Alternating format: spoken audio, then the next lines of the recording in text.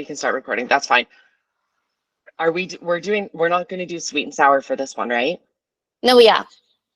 Oh, fuck, I didn't think of anything.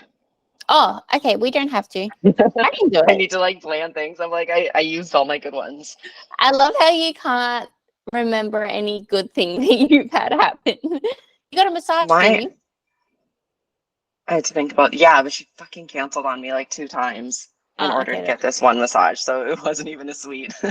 Okay. Do you want to tell everyone where you are? Yeah, so I'm on my bathroom floor and it's clean. I had to make sure I cleaned everything, but this is like the reality of recording a podcast. I'm like, where can I go that doesn't echo? And yeah, I'm sitting on the floor. I'm sitting on a pillow. I have this is like a beach bed kind of like mattress behind me, and then I have this blanket to hide it. I'm like, this is gonna work, and I'm like my ring light set up on the toilet. It's wonderful. I wouldn't have even cleaned the bathroom floor, to be honest. So we're getting it clean today, which is gonna be nice. So yeah. So today we are going to introduce ourselves. Yeah. Okay, so do you want to do sweet and sour? Can you think of anything, or do you want me to go and see if anything pops up for you? You go first, and if not, then we're just gonna leave it at that. Okay. I finished a new Legion, so this is going to be a little bit of a shameless plug as well. It hasn't come out yet. I need to wait to get like all the systems set up, but it is diving into how to set up female PDs and how to monitor virilization. And then I give a brief timeline of how to run through it all. Yeah, so it took a lot of work, but I'm pretty proud of it. It's a lot of content to give away for free, but hopefully it ends up for the better. And then my nasty is, I don't know if you know this, but I think I told you one night, but I get blood noses like crazy. I've had them since I was a kid, and I've had my nose cauterized twice, and it still bleeds. But this summer's going to be like grueling hot. And every time I get hot, my nose just bleeds, and it's so frustrating. I've never had a bloody nose. I envy you. I don't get hay fever, which I'm grateful for. That's good. But I get blood noses, which is possibly more embarrassing. Okay. I can think of some nice and nasties. So my nice for me on Wednesday, so like a couple days ago, I had the day off and I took like a complete day off. What did I do in the morning? I saw my doctor, but I went and got a really nice massage, which you reminded me, which was really, really nice. We did our podcast. Yay. I went out for, went out for tacos with my husband in the afternoon and then got to like chill. My nasty though was, I think that day I was just really like overwhelmed and overworked and everything, which I had mentioned to you. And I think I was like just kind of sick at night. I went to bed at like 7 o'clock. I'm like, I just can't do this. And then woke up multiple times from sickness, which was not wonderful at all. But it's one of those like hard reminders. I feel like as an entrepreneur, we're like go all the time. And then the only time we stop or slow down is when we're like forced to. Yeah. And this is just a reminder that I need to like chill out sometimes. So that was my nasty. That kind of leads into my something learned. I was learning about different types of anxiety today. And the one that resonated with me the most, I can't remember the title of the type of anxiety, because like when you're kind of defining the different groups, there's different kind of, I guess, categories that they can fall under. And, you know, like the founder or whoever created it, the psychologist or whatnot, will it'll be under their name. Like this is the blah, blah, blah, blah method. But anyway, so the one that resonated with me was anxiety that's driven by taking on too much responsibility.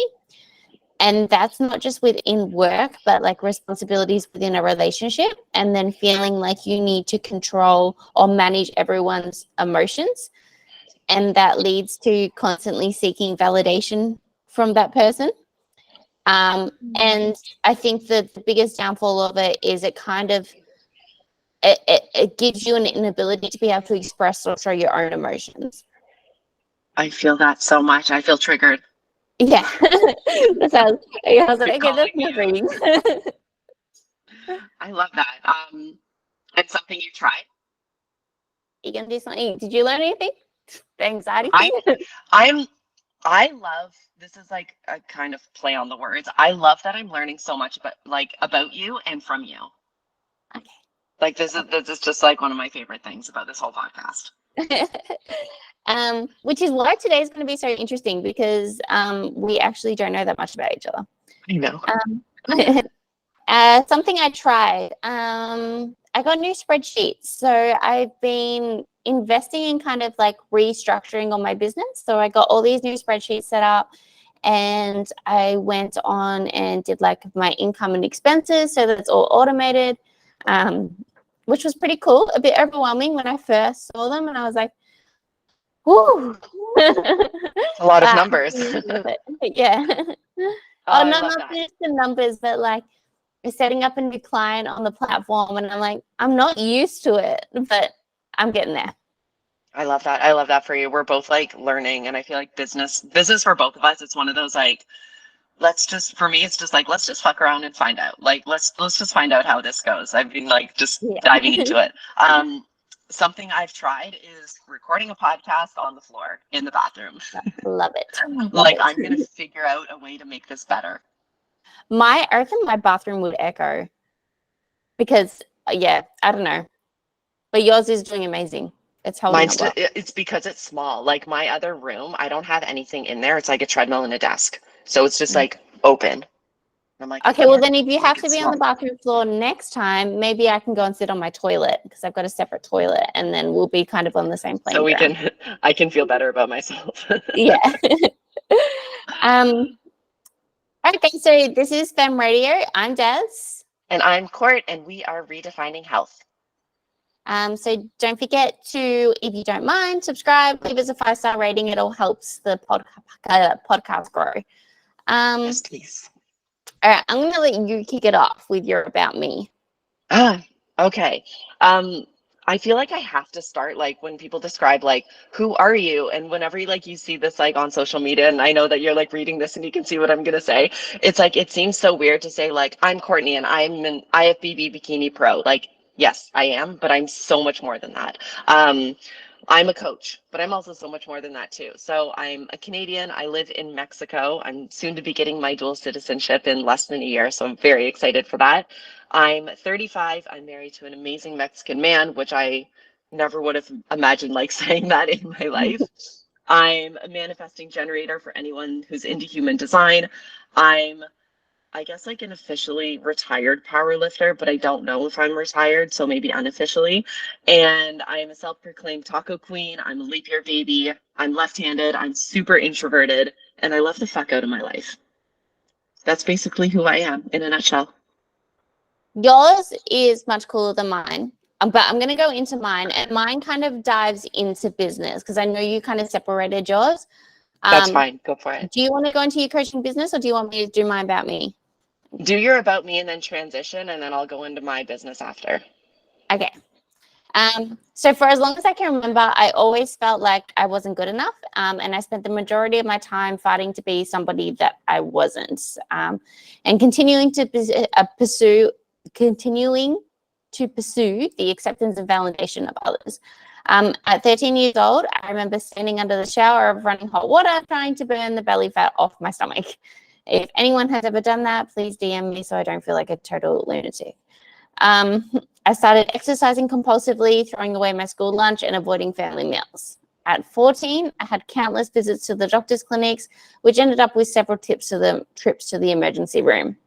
At 15, I was 166 centimeters tall. I only weighed 29 kilograms, and I had a heartbeat of 28 beats per minute. So I was admitted into ICU and diagnosed with anorexia nervosa.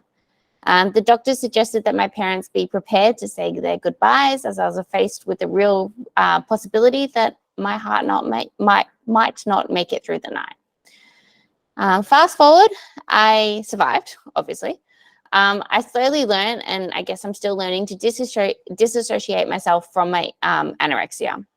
I needed to find what my values are in life, which has been extremely difficult because for as long as I can remember, the eating disorder taught me to hide who I was and play a chameleon in public. The I'm fine response was pretty much and still is programmed into my narrative. However, after many years of under-eating and undoubtedly having a higher output than most women should, and which is what we commonly see in contest preps environments, came a total suppression of my reproductive system. Similarly, I noticed that physique competitors experience multiple issues with HPTA downregulation, and this leads to skewed hormonal profiles. And in these cases, using optimized exogenous bioidentical hormones to restore your baseline hormonal profile is needed for physique outcomes and long-term health considerations. So that kind of leads me into business. So from there, I was introduced into the world of bodybuilding, and that led me to my current cohort of clientele. And the more I learned about the industry, the more I fell in love with it. The restrictive dieting, over-exercising, constant body analyzing that was manipulated entirely by my eating disorder was now the same determination and discipline and internal motivation, I guess, that is completely ascertained by me, and that is so enormously empowering, and learning to do all of this in a safer manner that allows myself and female competitors to successfully improve year to year. So unfortunately, the majority of the industry is far behind in that understanding of female physiology. And because of this, we see athletes repeatedly exposed to super physiological ranges of androgens, and therefore not only shortening their runway of progression, but putting their femininity and health at risk. My focus is to educate, enhance athletes on safer practices, and offer insights into a more female-friendly approach. With the caliber of today's athletes comes another limitation with maintaining a natural status, and I get that, but there is stepping stones introducing PEDs that women miss and are misguided into reaching for the bottle of Anavar. I love that, and I have so much respect for you. Like so much respect for you. I have so many questions. We're all learning at the same time. We're all sitting closer. Was there anything that you can like specifically remember when you were 12, 13 years old that like caused these thoughts to happen? No. So a lot of people, and because I've spoken to many people about it, a lot of people kind of blame social media now, and they blame like magazines and things like that. But I never read like fashion magazines or looked at those kind of models. I didn't want to necessarily look like those models. And social media wasn't around then. Like I was thinking about that. Yeah, I wasn't exposed to it. And I really think it was just because growing up, and this isn't to blame my parents or anything like that, but growing up, I learned that to get my dad's attention, I had to impress him. So I was the real tomboy. I was riding motorbikes, crashing into trees. Like I was more of a boy than what my brothers were.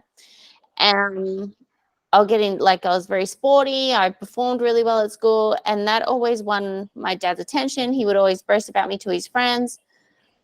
And then I felt like I didn't know how to show the vulnerable side of me, that I didn't learn how to recognize or deal with my emotions. And the eating was something that I could just hide away in. And it felt very powerful because it was very sneaky. And then when I did get sick enough to end up in hospital, and this wasn't in my head at the time, but now when I look back at it, I became vulnerable to my dad. And I think I liked seeing that side of him where he understood that I needed more than to be strong all the time. So interesting. Does that make sense? I think so. Yeah. How I'm interpreting it, how I'm understanding it, it makes sense. Like obviously I cannot say like I understand, but how you're describing it makes sense. To be totally open with everyone, I do see a psychologist at the moment, and that's what I'm working through, is kind of like diving really deep into why do I think the way I do? Why do I act the way I do? Why do I have trouble in the relationships that I have? And yeah, so kind of that's why I have an understanding of it as I do now. But as far as like actual events that happened, that's a really interesting question because I don't remember. And that's why I said if we ever talk about body image and that, we'll get my mum on, because she'll be able to tell the story and how I acted, because it's like all I know was the fear and anxiety of going back into hospital, and because we had to do outpatient checks all the time once we got dismissed from hospital, and the anxiety of them threatening to put you back in and stuff like I hate going to doctors. I hate going to hospitals now because it's just, I guess, so fearful. Oh my gosh.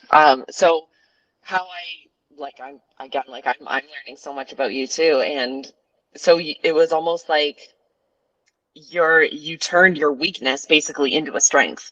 And when you were learning this about yourself, and then you're notice like the similarities again with like physique competitors with women, you're like, hey, well, this isn't like me as a weakness. This is something common that women do. So why not like learn about it and try and educate them, because you're learning at the same time, right? And sharing that knowledge. And I think that's so powerful. There's so many leaks and cracks and icks and stuff like in this industry, and I think being able to take things from a like a personal learning experience has so much more power than just like taking information that you're studying and like regurgitating it to somebody else, like having that. I think, yes, education is so important, but I also think like firsthand experience it's everything.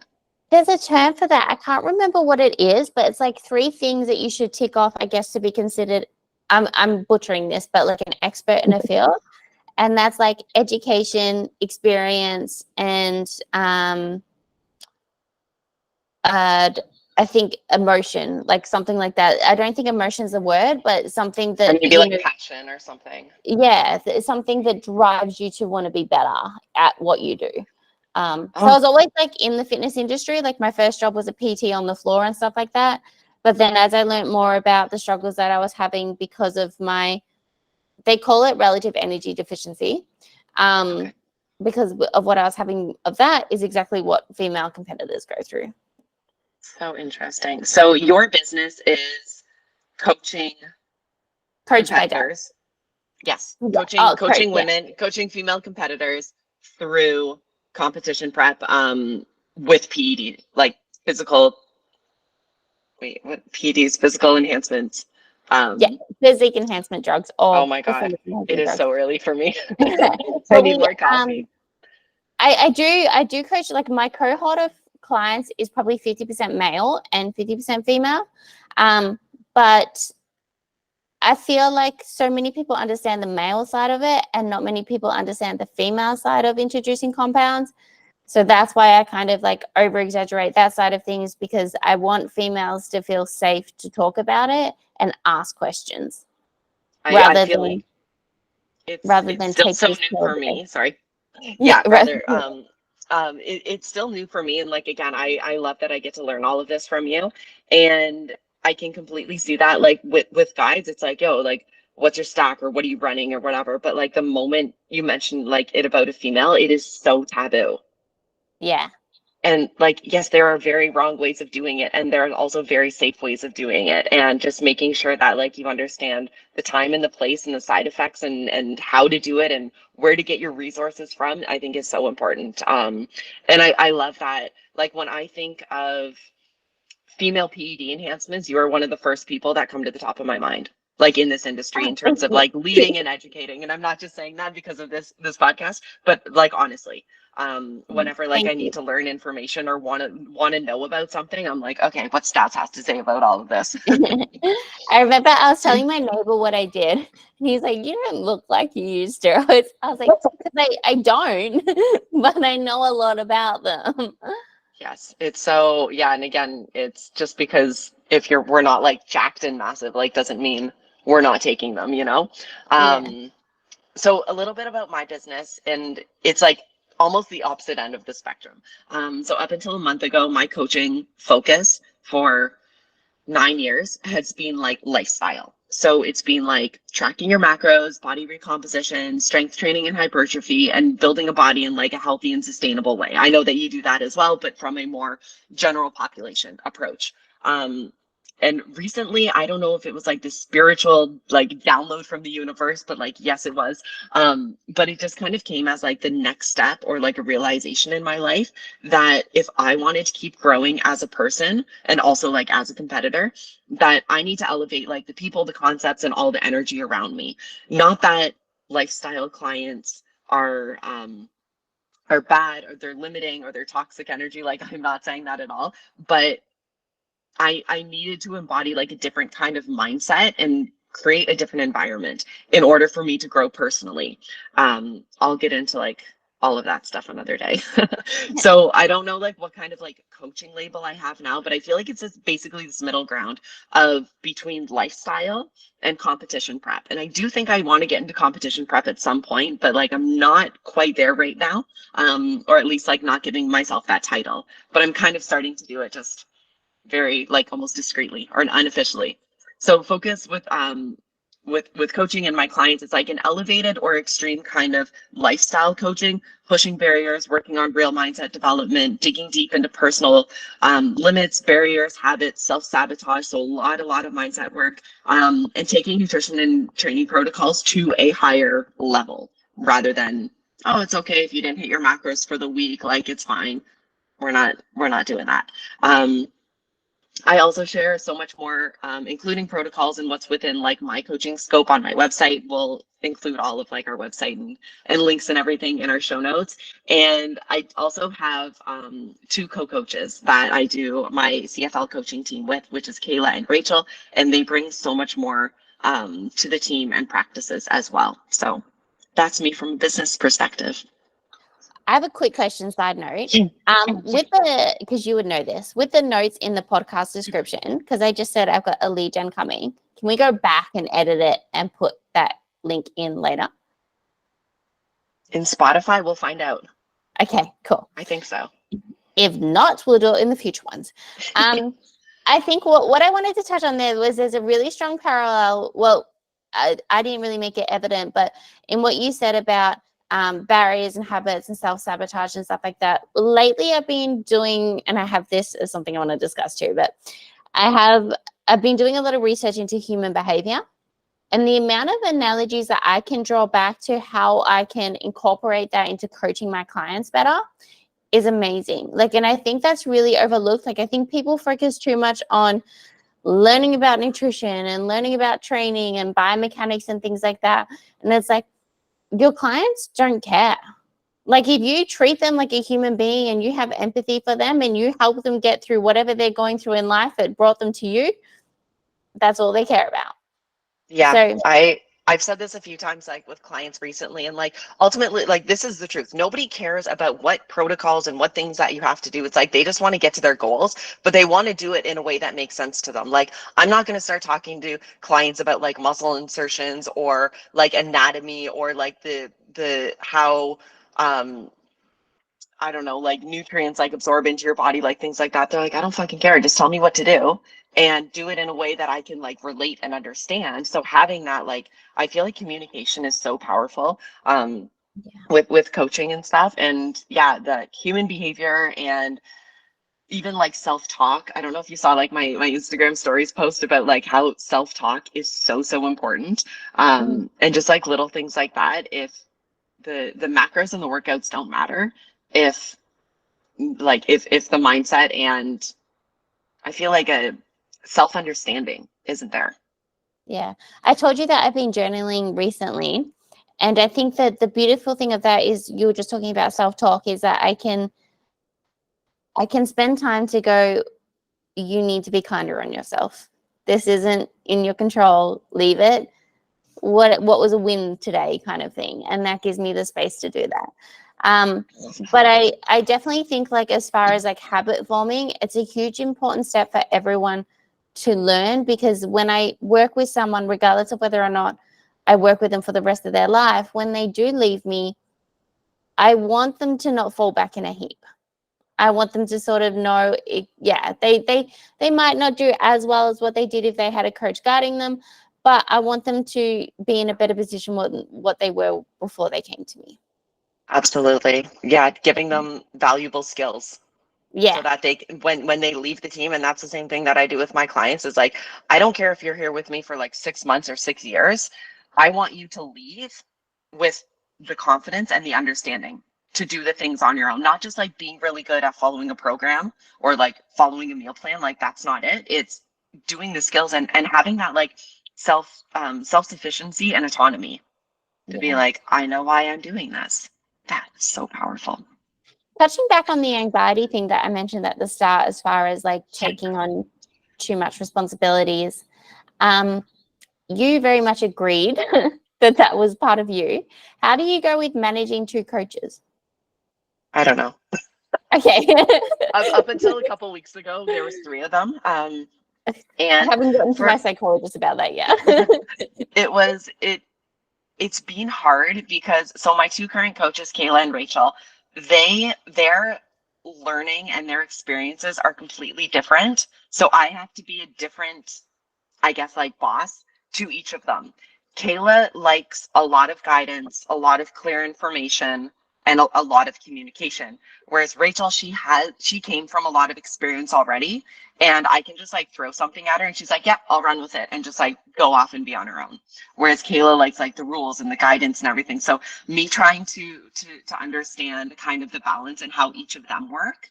And then being really involved with Kayla and her clients, but then not being involved with Rachel and her clients. It's been like a huge learning curve for me. And there have been times where, in a way, like, they'll kind of respectfully put me in my place. And they're like, hey, like, this is my team. Like, I got this and stuff. So it's been fun because it's been a really good learning experience as well. Just for me personally, learning how to communicate with people and how to not always be like the alpha female with all of it. Because, and what I like is they're not assistant coaches, they are co-coaches. So I consider all of us on the same level. Kind of going down like a side note, but managing other coaches, it's been a learning experience, to put it one way. Yeah. Interesting. We need to discuss that further. Okay. What sports have you been involved in? So I kind of did like intramural sports like growing up. I have one big brother and he was always a bully to me. So I needed to defend myself. So I played American football and rugby growing up. that. It was just like intramural. It was just for fun, but I was just trying to defend my little self.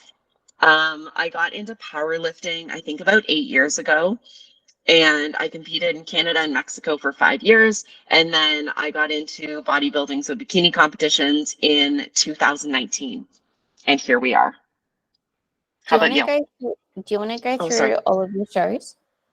Yeah. Okay. So I love all of this. So there's 2, for those who don't know, I'm hoping everybody knows who's listening to this, but there's kind of like 2 federations. I'm sure there's more, but the IFBB, there's like the IFBB of the NPC, which leads into Olympia. And then there's the IFBB Elite, which is more so like the European style. So my first competition, I did the IFBB Elite, which the Federation in Mexico is called the AQFF. So I did that in 2019. It was such a small show. I need to like upload a video of it. It was a stage outdoors, like made out of wood, and it was wobbly and windy. Like it was, it looked like this like public school play that they put on. Like, it was so ghetto, but I loved it. But I wanted to do like a smaller show just to get that experience. So I did that, the first one, in 2019. After that, I was starting to prepare for the NPC. I wanted to go back to Canada to compete, but obviously the world shut down. I didn't want to leave Mexico and I couldn't get into Canada. So I followed through a prep in 2020, even though I knew there was no end goal. And that for me was kind of like a test to see if I really wanted to do this, if I wanted to invest more time, money, effort, energy, like everything into it. And I really wanted to push through that challenge. So I did 2 NPC competitions in Mexico in 2021. Last year in 2022, we planned for 4 shows. I ended up getting, and I told my coach at the beginning of that year, I'm like, I need my pro card. Like, this has to happen. So we did 3 shows. On my 3rd show at Mexican Nationals in December, I won my pro card. And then I was actually supposed to fly to do the Olympia Amateurs in Vegas within 48 hours of that competition. Was that the one I was at? I think so. Oh, Like a year and a half ago. Yeah. I don't like, we didn't even, No, I I don't even don't know if hate we you, knew each but other we then. could have been, I wouldn't have been I a winner in know, Las Vegas. but we didn't know. I'm sorry. So I was supposed to do that, but obviously I couldn't compete in the Olympia amateurs, which I'm like not upset about, but I really wanted to like do that show experience. So I won my pro card in December 2022. This year, 2023, I did my pro debut in Toronto, and which is where I'm from. And then I did the Mexico Grand Battle, which is going to be like my forever redemption. I will keep going back there to compete. And then for this year ahead in 2024, we're still waiting on this schedule, but I'm planning to do lots of international shows and like 5 or 6 of them. So there's a big build phase that has to come, and that is being worked on right now in order to make that a very successful run. So those are my shows. I would love to go to one of the international shows and support you next year. And I think there's one. if I'm in a good place, I will compete in the amateur show that's near it or around about the same date. There's one, and I'm not going to say anything yet because I have no idea what's going to happen, but I'm sure I will announce it like when the schedule comes out. But there's one that I think could be relatively close to you. Looking on the map, it's close. Yeah. I'm going to guess New Zealand. No. Oh my God, I want But to you go don't to have New to deny Zealand or so bad. confirm. I've been. I'm just like, no. I did all Okay, tell me. I went on a solo trip and I did all the like the bungee jumping, the what do you call it? Skydiving, all that kind of stuff. Oh, I totally want to go over there. I'll Yeah. come visit you. I'll come visit you one day. Okay, tell me about your athletic history and then and your sports. So I started off with cross athletics, so sprinting, running, jumping, any kind of thing that involved you being fast or high, I was chosen for. So in school, they would be like, can you do the 100? Can you do the 200? Can you do the 400? Can you do the 1800? I'm like, yeah, like I can. But I don't know, like it was either me or a guy and they needed a girl. So and then I went into gymnastics, and that was mostly because I was like a little monkey on the monkey bars at school. And then my dad built a little monkey bar set at home for me. And then I started gymnastics and I went into trampolining, and I nearly broke my nose twice. Funny, that's how I nearly broke my nose twice, because after that I went into Victorian amateur boxing. So I represented the Victorian team, did a few bouts there, lost some, won some, had a lot of blood noses. And in amateur, it doesn't look good if they're bleeding. So sometimes the fight would be stopped and I would get an automatic loss just because my nose was bleeding. Ew. Yeah. And I'm a bikini first timer. So I've had one competition, which was 18 months ago. And what were your first thoughts or like understandings about bikini competitions? So I don't think I ever had a negative or prejudgment on bikini when I first entered bodybuilding. And I think that's just because I wasn't really associated with it. Like I said, I kind of fell into it by way of hormone replacement therapy, which is a really weird way to enter the industry. Yeah. If anything, I was just idolized by the confidence that they all had on stage. I mentioned that like I was never confident in my own body, and I really wanted to be that. Not necessarily those girls, but I wanted to feel that way about my body. I guess the only judgment I had was like with their training regime, because like I had a background. You would know him, Jordan Shallow. Oh Muscle Dog? yeah. Yeah, I don't know him, but we're both from Canada. We're neighbors. I was mentored by him for a bit, so like I had a really good understanding of like what exercises are useless, like banded crab walks. He's and things so like smart. That.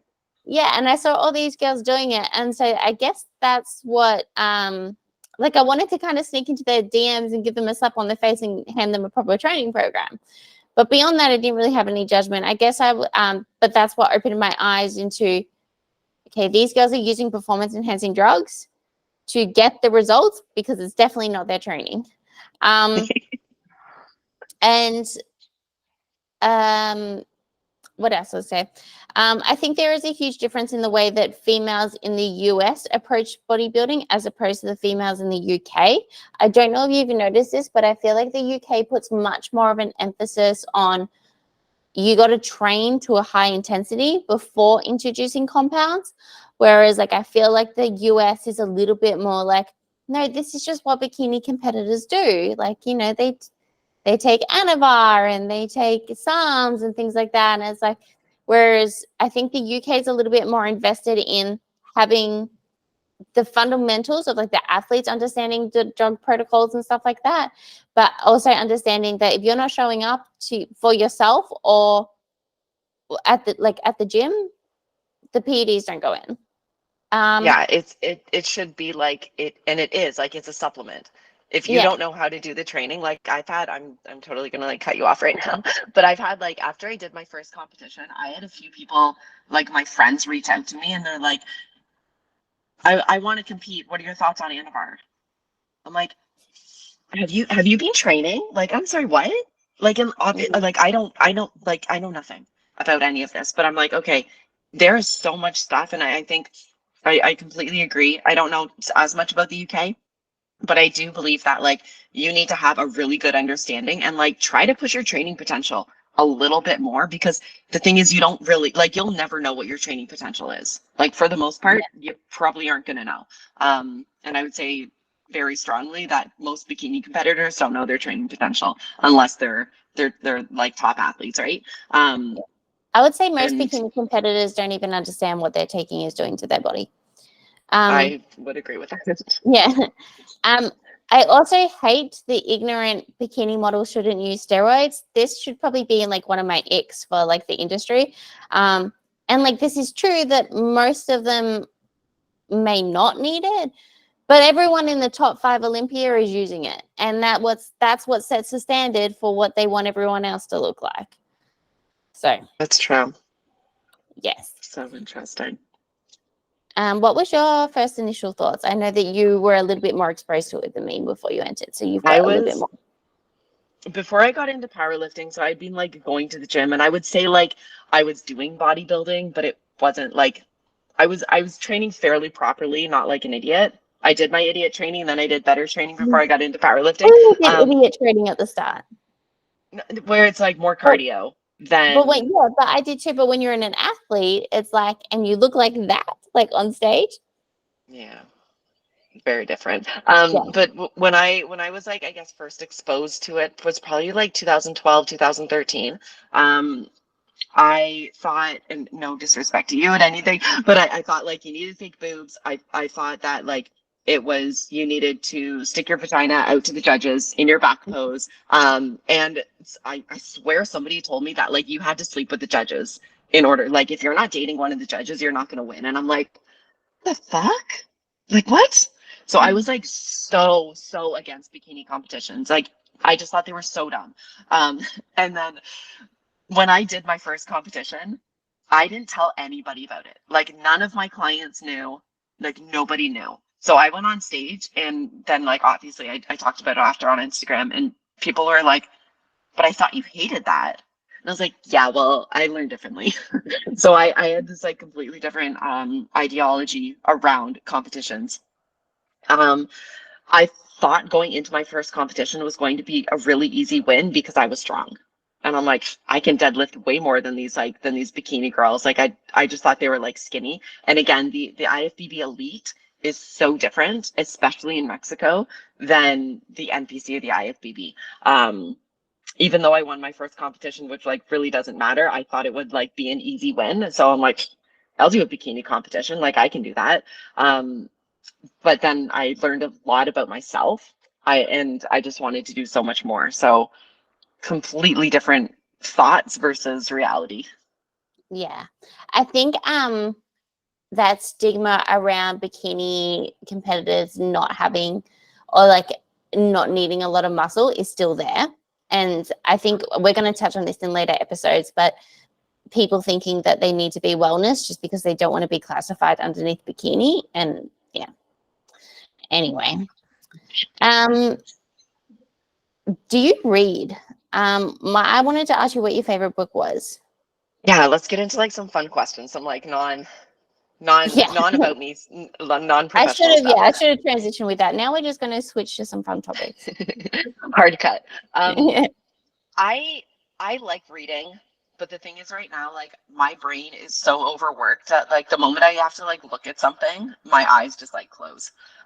So right now it's been more so like audibles, and my recent favorite book is The Big Leap. That was something by Gay Hendricks. That was something that like really transformed like kind of my understanding of like self-sabotage and stuff. And I'm sure like again a later episode we'll get into um maybe how we've learned as competitors or as athletes where we self-sabotage ourselves. But that was something that's been really, really powerful. So my favorite book recently is The Big Leap. How about you? Nice. Um, I'm the opposite. I've got ADHD, so trying to listen to audiobooks, I think of 101 things that I need to do and I don't concentrate. I also fall Whereas, asleep. yeah, whereas like reading is kind of like my almost meditation because I'm not good at meditating and it frustrates me. But when I'm reading, I can't think of anything else but what's on the page, and that's You have really to focus. soothing for me. I don't read like a lot, but I make sure that I do at least 10 pages every day. Good for you.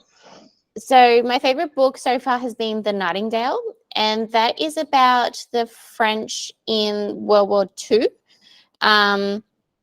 And like when the Germans came over, and it's like the women's perspective of it. So like what the women had to go through when the men were out at war, and then one of the sisters goes into a concentration camp and her experience there.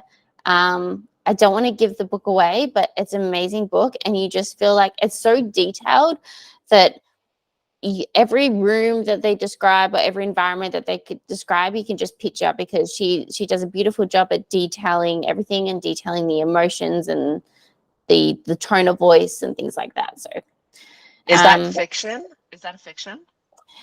it's fiction, but it's based on a real story. I love that. Is that your kind of like book jam? Yeah, I like things that I either like that, or I like, and this is such a typical female thing, murder series. I love Have it. you I've never like been into that, but I've heard that like means something. Yeah, And so I like it's so vague, but there was a trend going around on TikTok where a female, like a girl, would be watching a murder documentary or something like that with, say, like what's his name, Dharma, and she'd be sitting there with her boyfriend, and he would be like all cuddled up and like frightened, and she'd be there like with popcorn making notes. I love it. Yeah, but I think we just I think girls are more prone to like wanting to read stuff that feels more real, because we have more imaginative brains than males. That's why males watch porn, and that's why girls read. I think that's females have a lot more creativity. Like that creativity is more of like a feminine trait. Yeah, they like to yeah, imagine Yeah. things. What about a I hidden was talent? actually reading a review on a vibrator. I need to tell you the story. It was on a Okay. vibrator. I think it was from Love Honey. And this girl goes into this whole thing about how her friends wanted to like stretch and everything before it, and she was like, "Nah, I'll be fine. I'll be good." And the way that she got herself ready was, she's like, "I read some pages of my favorite book, and then I was ready to go." And so, like, it's just, yeah, it's interesting that like that's how Oh my girls God, get I love prepared. that. And yeah, Oh my um, God, I love that so much. she ended up limp afterwards. What? Oh, I Send the wanted link to ask after, you, because please. I'm not 30, but you are. Oh yeah, I am. What's it like being in your 30s? Because I'm excited. I love it. I love that question. And you're 28, right? 29. In 29. February, I turned 30. Yay, February birthdays. Hmm. What's it like being 30? Honestly, like it's badass. My early 20s were just like pure fuckery. Like it was shenanigans. Like I was like the complete party girl, and just the complete opposite end of health and fitness. But it was all learning, and I believe it was all foundational work in order for me to get me to my 30s and just like feel like I thrive. And there are some days where I'm just like, what the fuck am I doing in my life? Like it's not that like life is perfect at this point. But I'm so clear on what I want, and learning through my 20s, especially like at this day and age, I'm really grateful for my 30s. I definitely don't act like I'm 35. I don't look like I'm 35. I don't feel like I'm 35. But I also feel like I've been through hundreds of different lives by this point. But 30 is awesome. 30 is fun. Yeah, I was very similar. But mine was more like pre-20s because I had a fake ID, which, so everyone knows, my mom got me.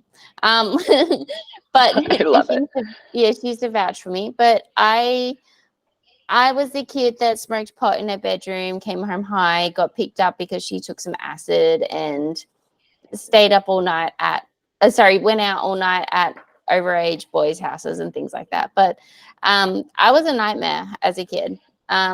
My mom was really cool though. She's like, if I tell her not to do it, she's going to do it, and then I'm not going to know where she is. So mom was like, just tell me where you are, so that if anything happens, I know where to find you. But I respect that so much. Like growing up, there was always, I'm sure like everyone can understand this, like there was always like the cool parents, and then like the not so cool parents, where like you would either like all go over to this one person's house, and like the mom would buy everyone the alcohol, because like at least you're doing it safe, and you're getting it from like a source, and you're doing it in a safe way. And then there's the other ones where you have to like sneak the Smirnoff ice bottles into your socks, and then put them into your backpack like at night, and then go away. So I really respect your mom for that. I taught my mom how to smoke weed, so like only when I'm here. That. But we're turning 30. I actually I've got this weird intuition that I feel like 30 is going to be the year where I say, I don't want this eating disorder anymore. I want to live as Darian. So yes. Not that I'm not trying to not change it now. Like I'm not putting off change until I'm 30, but I just feel like that's going to be a time when I'm like, this is about me figuring out me. I love it. I'm so here for that. Yeah, well, you'll be there for the journey. Hidden talent. I had to think about this. I'm like, I feel like I can't do anything. Like people can do crazy things. I'm a graphic designer, which I don't think a lot of people know about. But then I do, or at least I did, I have really good relative strength. So when I was a power lifter, even though like I'm 115 pounds, or like 50, 54, 53 kilos. Yeah. But I could deadlift like 310 pounds. And I could do a weighted chin up with an extra 70 pounds, like 50% of my body weight, over 50% of my body weight. And I can hip thrust like 550 pounds. Like that's really, really cool. I'm going to do some quick math. What's 310 pounds to kilograms? 125 Oh, so yeah, kilos. We're about the same weight. That's my PR as well. So. And then a weighted chin up is 75 pounds, so like 30 kilos. I don't know my weight. I think. It's just like a one rep max, and then hip thrust is 550 pounds, so like 220 kilos. I think. I know my deadlift and my bench. My best bench was 60 kilograms. Yeah, that's good. I think I'm like 60 or 65 or something like that. 132 pounds. Yeah. Oh, yeah. I love it. That's for one of my favorite things. Like, even though I was never a good power lifter, it was all like relative strength, which of course like really doesn't fucking matter in powerlifting. Like it just matters like who lifts the heaviest, not like, oh, compared to your body weight. Yes, but like for me I think we're about like the same like height and weight and everything. Like we have a very similar like leaner structure. To be like that strong, people are like, fuck. Yeah, and I think it gives us a really good foundation, and to then because obviously bodybuilding is going to be more isolated movements, but we're very, very strong in those isolated movements because we got that foundation of that push pull squat that we built power building. Yeah, for sure. My hidden talent would be, I'm going to say relatively strength as well, just because I feel like that's a good one. But I'm really good at boxing. I like to say I'm I'm good here at for that. I don't say I'm good at many things, but I'm really good at boxing.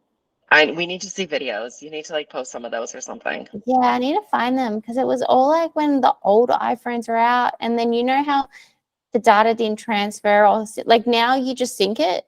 Didn't do that back then.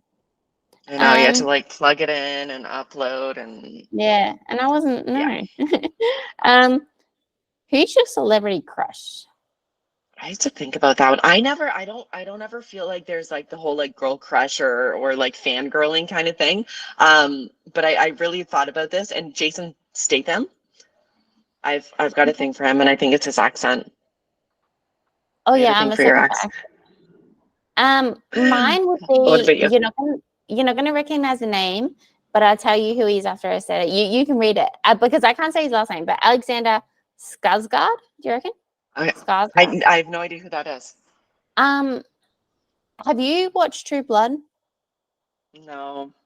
Have you Wah, wah. seen Have you seen Tarzan, the real life version No. Man, with Are you serious? I am serious. Oh, can I share? Oh no, yeah, can I share my screen while we're recording? Let's find out. Okay.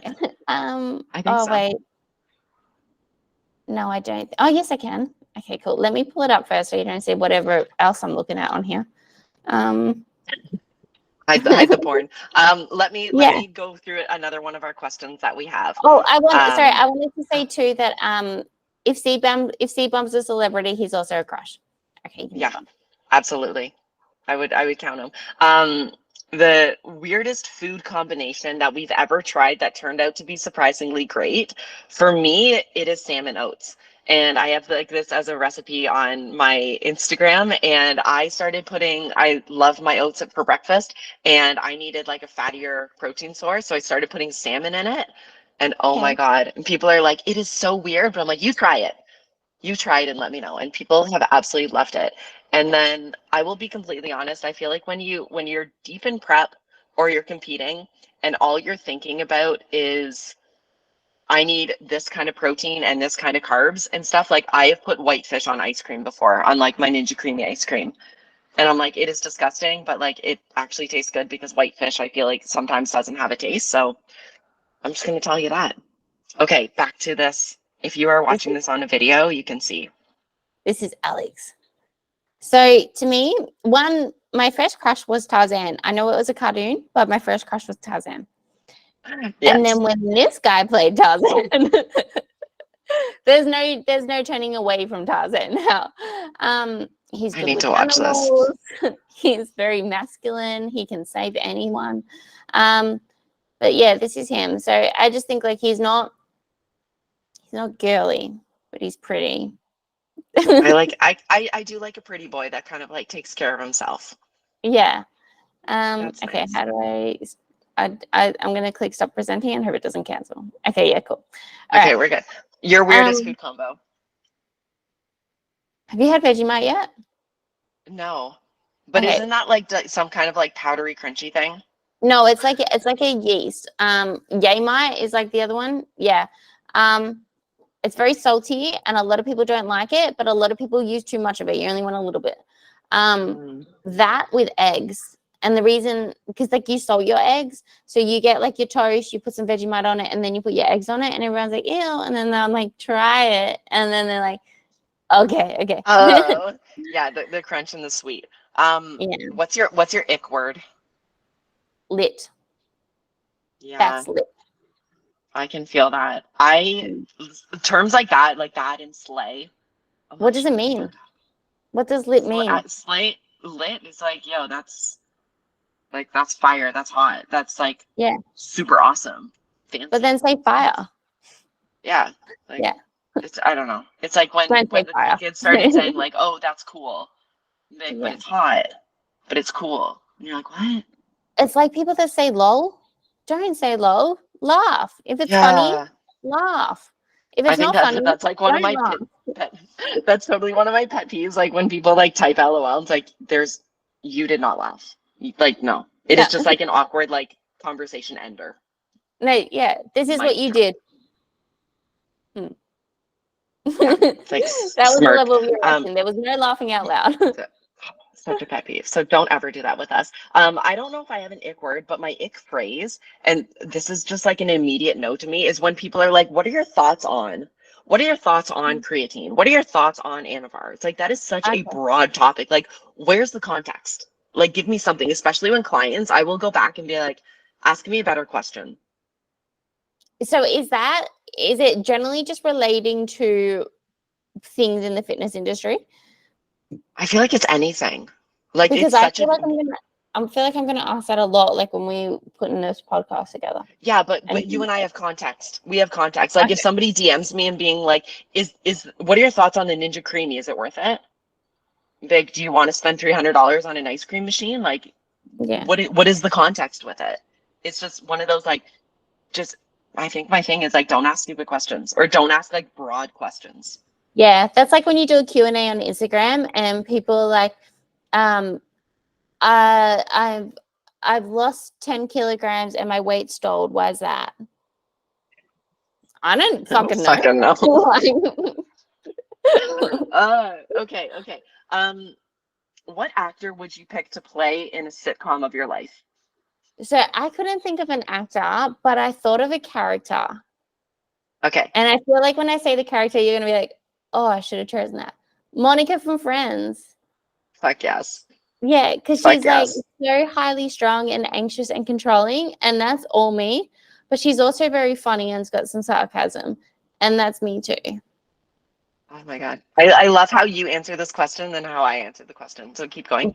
But if I had to choose someone to play her, it would be Isabel Lucas, just because I get told that I look like Isabel Lucas all the time. Fun story. I don't know if you follow him, Lucas Ion. He's like he's very smart. I'm going to just say that. But he did like a seminar, and he did a seminar on sleep. And it was in Melbourne, and Isabel Lucas went, and he thought it was me. And she asked like several questions during it, and he'd be like, oh, great question, Daz. And then at the end, someone came up to him. He's like, why'd you keep calling Isabel Daz? And then he called me, and he's like, you would never guess what I just did. And I was like, this is the best message I've ever had in my whole life. That is such a compliment. Yeah. Oh my God, I love it. This question, what actor would you choose to pick to play me in a sitcom? And I don't know why, but when I answered this question, I didn't even think of the sitcom thing, but I was like, clearly Beyonce. Like, I would have Beyonce, but no, clearly not.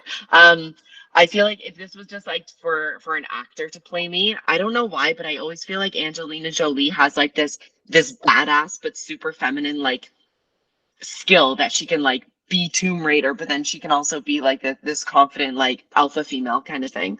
But for looks though, I always get called Princess Kate, or people always say like I look like Princess Kate, and I was like, I will take that. I don't know if she can act, but I can't act either, so maybe we're good on that. Okay, you would just be a shitty character. Yeah. Yeah. Put me on mute. Yeah. If you could remove one thing from your personality, what would it be? Sometimes I have this like really bad quick reflex that my humor will get really inappropriate really quickly. And it's like it comes out of my mouth before like I even think, and I'm like, did I just say that? Like, I just go too far sometimes. The great thing is, now that I live in Mexico and most of my friends speak like Spanish as their first language, so it makes me like think about things a little bit more before I say it, and it helps filter a little bit. But that's kind of like my can totally relate to that. I recently finished a pottery course where we made like little ceramics, and there was a trans woman in there, a guy going to a woman, and I called her yellow. And what I meant by that was because she was only 1 year into transitioning, and I said, I applaud you for being open and being yourself in public and wanting to try new things and meet new people, because you're sort of at an awkward phase in your transition. I said, you're like when someone goes from dark to blonde and then they're yellow. I get what you mean. That's not a nice thing to say, Darian. And then, oh my God. And then you need to like disclose after you're like, that's a compliment. Like, I Yeah, swear the intentions are always yeah. good. I love yellow. Oh my gosh, I Nobody love likes it. lemon. What's Mine. your biggest oh sorry, go ahead. Oh, the thing I would remove from my personality is decision paralysis. So I have, and what that is, when I say it, you're probably going to be like, oh, that's me too. Like I said, I've been studying a lot on human behavior, but it's when you're full of what is. So generally, like people go, this is a real blatant example, but if I do I train today or do I take a rest day today? Whereas mine would be like, if I train today, then what am I going to do on Monday, Tuesday, Wednesday, Thursday, Friday? And then what's my split going to look like? And then do I have the food that I need for those days? And then heading into the week after, is that going to line up? Oh, and then I've got these clients that I need on board. Like, am I going to have time for that if I train today, or should I do that today and then do that tomorrow? And that's something that like isn't very overwhelming, but it goes into every aspect of my life. So whether or not if someone leaves me on red, did I do something? Or they were recently at this event and that person was there. Did they say something about me? Did they have a conversation about me? That should I apologize just to be the like forward with it? Or yeah. I feel that. Do you feel like that is heightened by ADHD? Or those Yeah. kind of like yeah. Similarly, it's like decision fatigue. And it's like Yeah. you keep thinking of something and then you get so fucking I've recently, like, not that I've like tapped into this, but I've become more aware of my decision fatigue, and I will get to the point where I'm just able to like almost step out of myself and being like, fucking stop. And I'm like, it's done. And Mm-hmm. I'm very much a person of like, in a good way, yes or no, like fuck yes or fuck no. And if something like, if I keep thinking about something and if I'm not getting like the direction towards the fuck yes, I'm like, it's done, cut it out and move on. And I've just like learned to like completely drop something, Yeah. which is really cool. So I just started Ritalin, and I find that I'm able to concentrate and I'm much more productive than what I was previously. But at the moment, I'm struggling with the silence in my head because I'm so used to my head going, like it's become a habit that I'll sit there and I'm like, I feel like I should be thinking about something and I can't remember what I should be thinking about. Oh my God. Yes. Are we the same person? It's like an icky feeling. Like, what am I forgetting? Or like, Yeah. what do I need to do right now? Yeah. I feel like that's also like I've got lists on my phone. I'm like, I don't need to write this down. I'm going to remember to wake up in the morning. Like, or you write things down that like aren't what you're supposed to be thinking about. Be like, oh, go to the bathroom. Like, I don't even know. yeah, Like that's not it. yeah. What is? We're gonna shift into like some fun questions, and I totally love this. What is your taste in men? Oh, did we want to do what was the biggest ick in the industry? Oh yeah, I forgot Yeah. about that one. So mine is just social media as a whole because it can be terrible, but in particular, it's the bullying on social media. There's some people who can only put content out dismissing what others have said, and it drives me insane. Oh my God. And biohackers. Yeah, everyone's biohacking these days. Yeah. I fucking miss that train. Eat your granola and take your shoes off somewhere else. I don't want to hear about it. Oh my God. My biggest thing in the industry is one-time bikini competitors, whether they do well or not, they instantly become prep coaches. Mm-hmm. Like, Or I know that you posing see this. coaches. Yes. And it's like, yeah, Mm-hmm. but, and the thing is, like, I get that, but like, you don't just like graduate like high school and then you're like, I'm a doctor. Yeah. Like, what? No. It's like, it's not even fair. And that's why there's so much fuckery. Or a Yeah. big reason why there's so much fuckery. That's my big ick. And that's why like I'm almost like hesitant to start to get into prep coaching, because I feel like I currently don't have the amount of experience. Obviously I need to get the experience, but I don't have like the amount of like knowledge or practical application to get to that point, because like we are altering people's bodies, whether it is naturally or it is enhanced. There is like, we are altering people's bodies and minds. That is not something that you just fuck around with. I feel like, because I've only done one show, So I'm not as experienced as what you are on stage by any means, but I feel like I do my due diligence in education to be able to coach the way that I coach, or coach at the caliber that I coach. And I respect that. Yeah, so taste in men. Okay. Go. So I'm going to kick this one off because we've already discussed it, and then you can add yours. So I don't dislike a man that takes care of his appearance, but the difference between men and women is that women concentrate on changes that take 30 minutes to an hour, where and this is going to be things like injections, makeup, hair, tan, outfits. And it makes sense because we want to be seen as someone who isn't flawed, who doesn't have is revolutionarily sound to be able to have kids. That's what men are attracted to.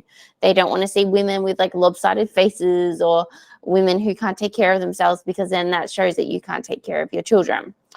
Right. Whereas men seem to spend more time on their appearance with things that take a longer investment, like getting stronger in the gym. There was actually a 2022 meta-analysis done where they found this to be true, and it showed a great quality in men called ambition, which women want in a partner. And so from my perspective, sorry if I keep touching my microphone, from my perspective, men shouldn't be indulging in fake tan, worried about getting their hair cut, worried about what their eyebrows look like, worrying about if they got fine lines or wrinkles. Like, to me, that's just really not attractive. And I feel like that's why I'm not attracted to people who are in the bodybuilding industry, because they care too much about their appearance rather than their performance, if that makes sense. We were talking about the meal prep thing, and this kind of goes against what I said as far as like making a long-term investment, but I couldn't date anyone who was more concerned about getting his cardio in and getting his meal prep in than fixing the plumbing at the house. I love it. Yeah. So I love it so much.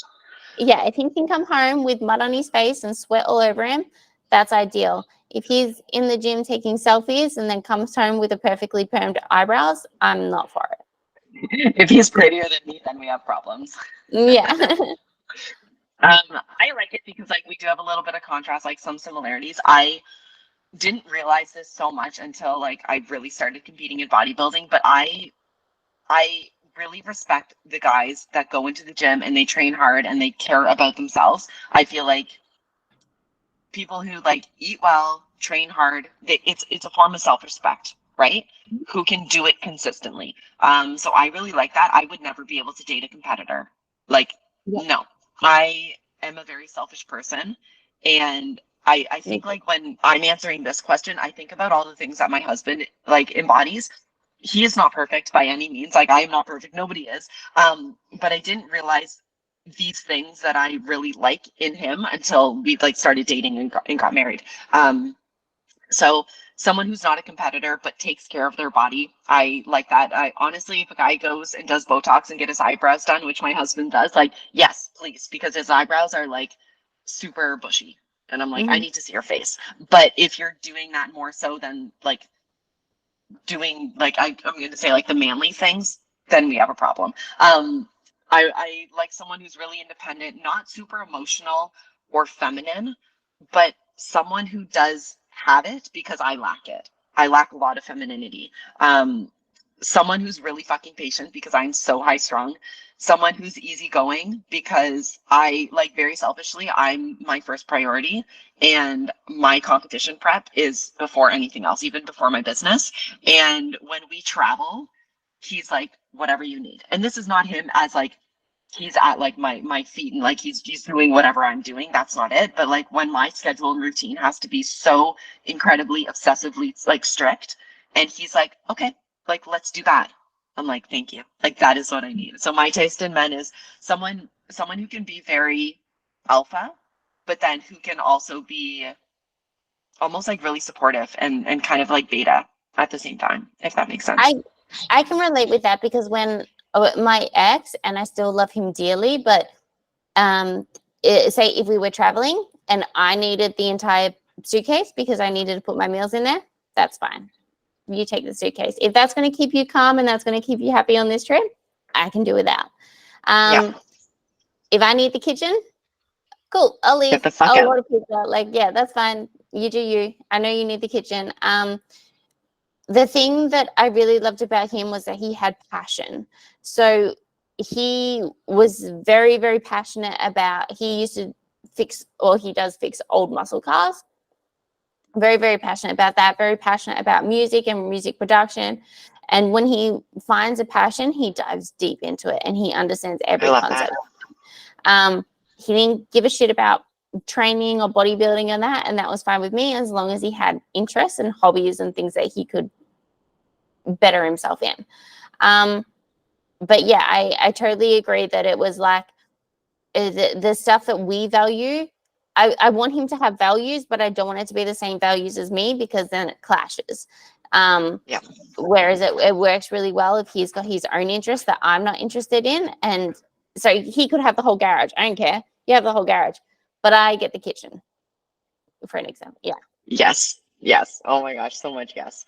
Okay, let's go into a little bit of like quick like rapid fire questions, and then we'll probably like wrap it up because this is getting long. Yes, it's going less long than what we thought. I know. Okay, pineapple pizza or candy corn? So I hate pineapple on pizza, and I've never had candy corn. You know what? Good for you for not having candy corn. Yeah. But I'm team pineapple pizza. Like absolutely. I put pineapple on my pizza, on my tacos, like absolutely. Test the waters or dive into the deep end? I'm totally about testing the waters. Like, I know that probably does me more harm than good in the long run. Like, I'm probably better off just diving in because it's going to take me forever to get into the water. But I'm skeptical of new things. I am a thrill seeker. Like I said, I went to New Zealand, did bungee jumping and all that, but it was all measured risks. When it comes to really not knowing the negative side of something, I will take my time in easing into that. I was just talking to my friend about that, like taking risks, and it was actually talking about training and how much like we will push to like do a 1 rep max. It's like there is a, even though we are like taking a risk and challenging ourselves, there is a it's almost like familiar failure. It's a safe, yeah, it's a measured risk. So for me, I would be testing the waters, like literally testing the waters, but then also figuratively, I'm like, let's just go in the deep end. Like for me, I just moved to Mexico and I'm like, I'm just going to fucking like figure it out along the way. But when there's something that is, I would almost say, I would only want to say like more important, but when there's, I would say other people involved, I'm like, let's test this out a little bit. Yeah, I agree. Growth or security? Growth. Okay. I didn't know how to answer this because, of course, I always strive for growth, but I do assess the situation and weigh up the pros and cons, similar to like testing the waters, so that I can make a secure choice. At the end of the day, I like to know the investment that I'm making.